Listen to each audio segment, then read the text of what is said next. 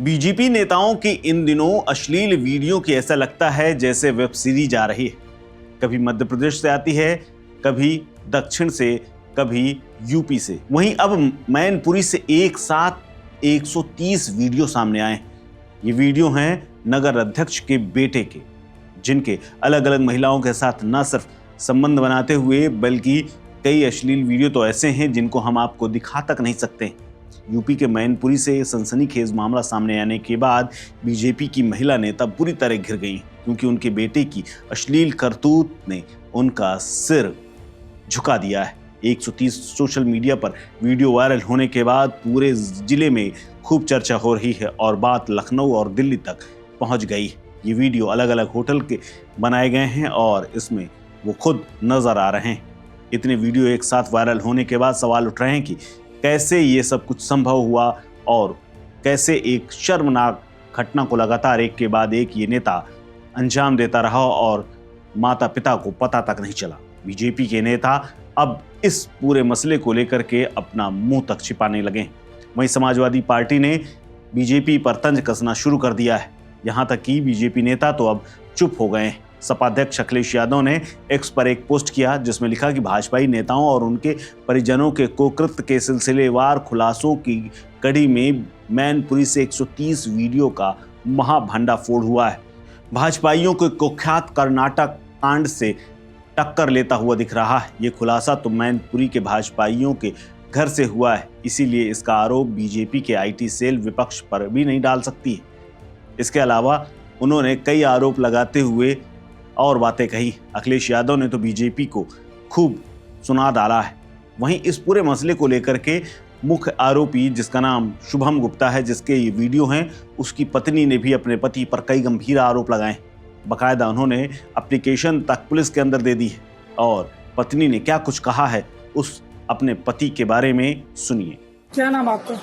शीतल गुप्ता। आप कहाँ से आई?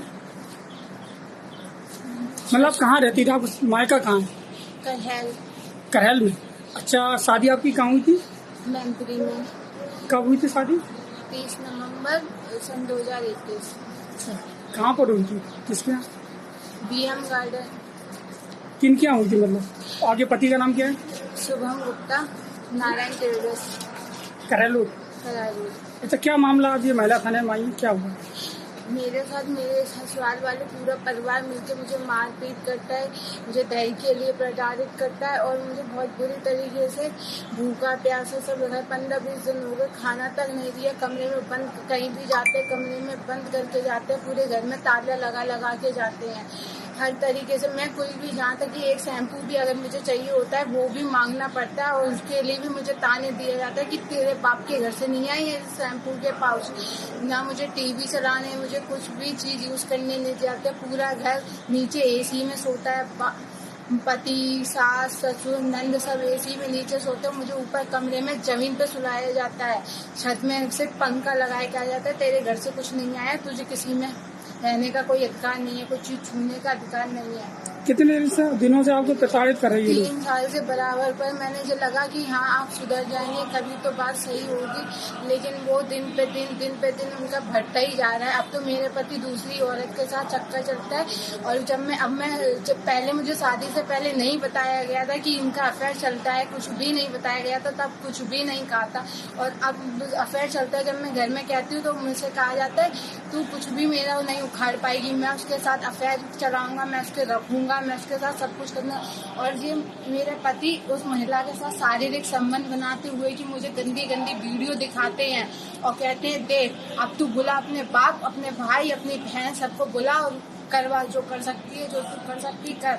मेरी माँ जिला अध्यक्ष, चेयरमैन, नगर अध्यक्ष, सबके बड़े बड़े नेताओं के साथ उठती बैठती है। वो तेरे घर वाले सब बिक जाएंगे, सड़क पे आ जाएंगे, सबको भिखारी बना दूंगा। तेरे घर वाले अब मेरा कुछ नहीं बिगाड़ पाएंगे।